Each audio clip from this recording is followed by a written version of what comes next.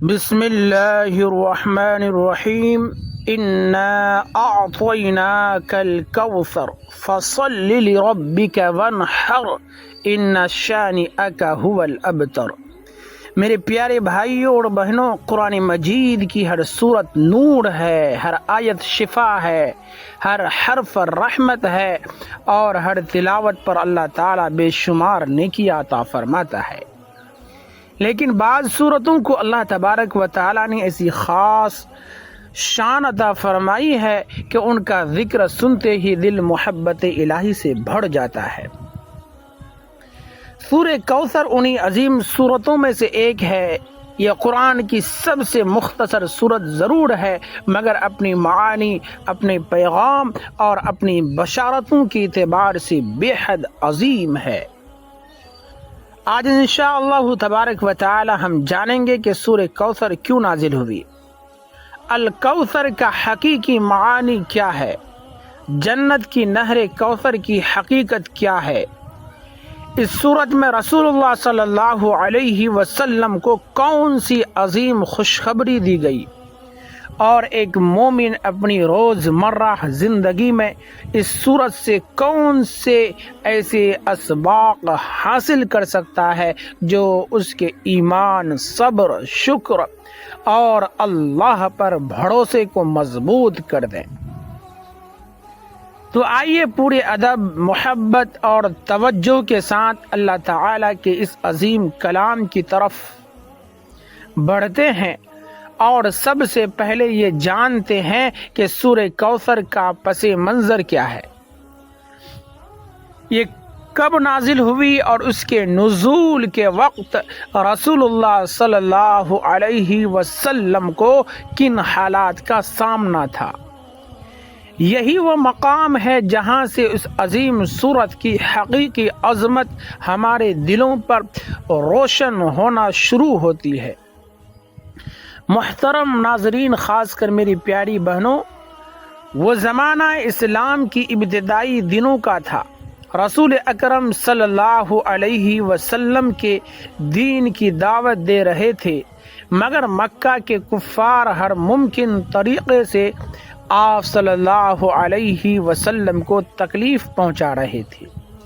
کبھی مذاق اڑاتے، کبھی جھوٹا کہتے، کبھی شاعر اور کبھی جادوگر کہتے۔ ان تمام تکلیفوں کے ساتھ ایک اور بڑا صدمہ بھی آپ صلی اللہ علیہ وسلم کی زندگی میں آیا۔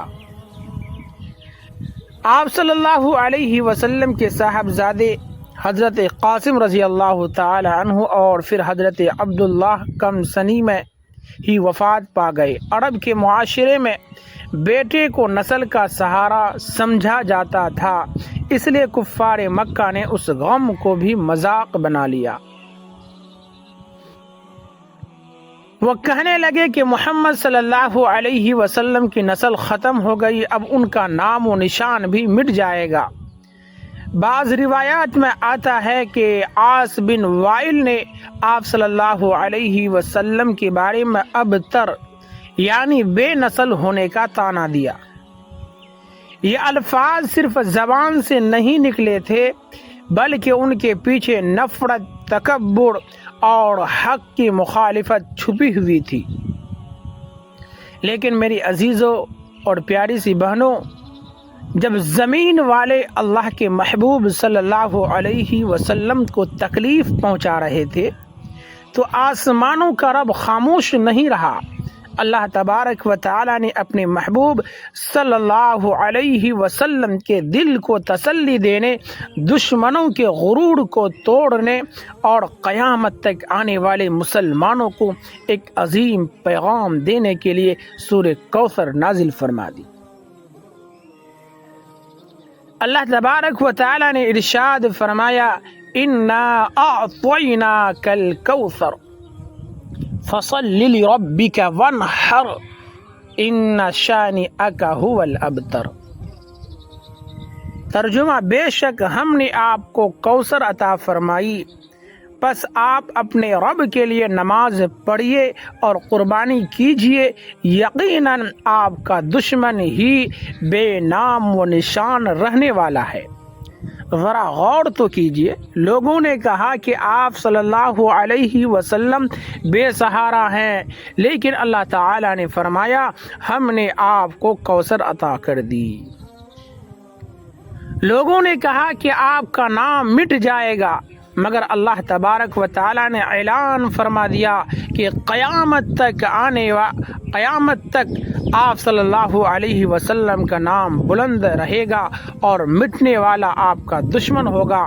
آج 1400 سال سے زیادہ گزر چکے ہیں، دنیا کے ہر کونے میں دن میں 5 مرتبہ اذانوں میں محمد الرسول اللہ صلی اللہ علیہ وسلم کا نام بلند ہوتا ہے، کروڑوں مسلمان درود و سلام پڑھتے ہیں، جبکہ آپ صلی اللہ علیہ وسلم کا مذاق اڑانے والوں کا نام تاریخ کے اوراق میں بھی عبرت بن کر رہ گیا۔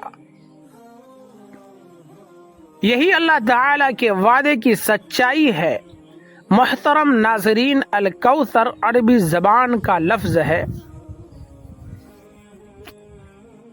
جس کا بنیادی معنی ہے بہت زیادہ خیر، بے شمار نعمتیں اور نہ ختم ہونے والی بھلائی۔ یہی وجہ ہے کہ مفسرین کرام نے فرمایا کہ اللہ تبارک و تعالی نے اپنے محبوب حضرت محمد صلی اللہ علیہ وسلم کو ایسی خیر عطا فرمائی جس کا شمار کرنا ممکن نہیں۔ اس خیر میں نبوت بھی ہے، قرآن بھی ہے، امت بھی ہے، شفاعت بھی ہے اور مقام محمود بھی ہے، اور جنت میں عطا کی جانے والی نہر کوثر بھی شامل ہے۔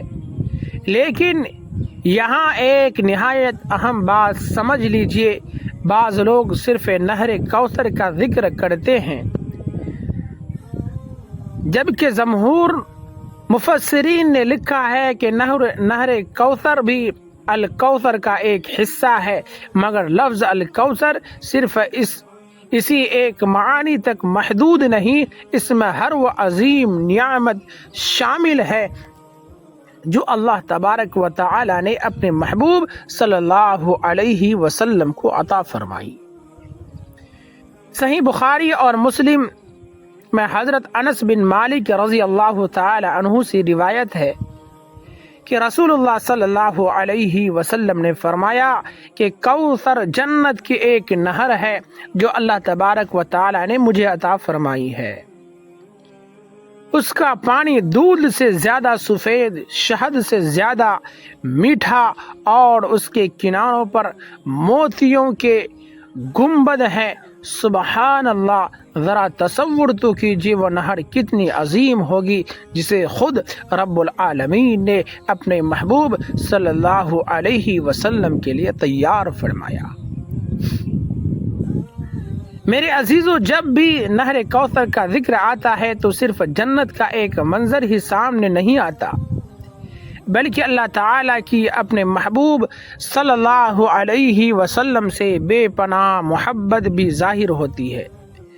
دنیا والوں نے آپ صلی اللہ علیہ وسلم کو دکھ پہنچایا، لیکن اللہ تعالیٰ نے فرمایا میں آپ کو ایسی نعمت عطا کروں گا جو کبھی ختم نہیں ہوگی، جس کا حسن کبھی ماند نہیں پڑے گا، اور جس سے آپ کی امت بھی قیامت کے دن سیراب ہوگی۔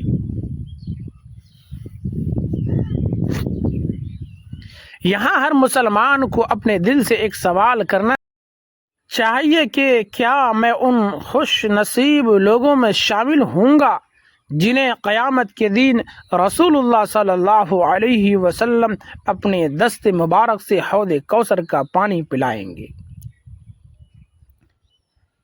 یہ صرف خواہش سے نہیں ہوگا، بلکہ رسول اللہ صلی اللہ علیہ وسلم کی سنت پر عمل، نماز کی پابندی، اخلاص، تقوی اور دین پر استقامت سے ہوگا۔ اسی لیے سورہ کوثر صرف ایک سورت نہیں، بلکہ امید، محبت، شکر اور اپنے نبی کریم صلی اللہ علیہ وسلم سے تعلق مضبوط کرنے کا ایک عظیم پیغام ہے۔ میرے پیارے بھائیوں اور بہنوں، اگر آج کی گفتگو نے آپ کے دل میں قرآن سے محبت پیدا کی ہے اگر آپ نے یہ جان لیا ہے کہ اصل کامیابی اللہ تبارک و تعالیٰ کے کلام سے ہے، وابستہ ہونے میں ہے، تو آج ہی ایک پکا عہد اور ارادہ کیجئے کہ روزانہ کچھ نہ کچھ قرآن ضرور پڑھیں گے، اس کا ترجمہ سمجھنے کی کوشش کریں گے اور اپنی زندگی کو اللہ اور اس کے رسول صلی اللہ علیہ وسلم کی تعلیمات کے مطابق گزارنے کی بھرپور کوشش کریں گے۔ یاد رکھیے، بیماری ہو یا رزق کی تنگی، قرض کی پریشانی ہو یا کوئی اور آزمائش، سب کچھ اللہ تبارک و تعالیٰ کی اختیار میں ہے۔ اسی لیے اسی سے دعا مانگیے، اسی پر بھروسہ رکھیے اور قرآن و سنت کے مطابق زندگی گزارنے کی بھرپور کوشش کیجیے۔ اللہ تبارک و تعالی اپنے فضل و کرم سے بہترین راستے کھول دیتا ہے۔ اللہ رب العزت سے دعا ہے کہ وہ ہمیں قرآن مجید سے سچی محبت عطا فرمائے، سورہ کوثر سمیت پورے قرآن پر عمل کرنے کی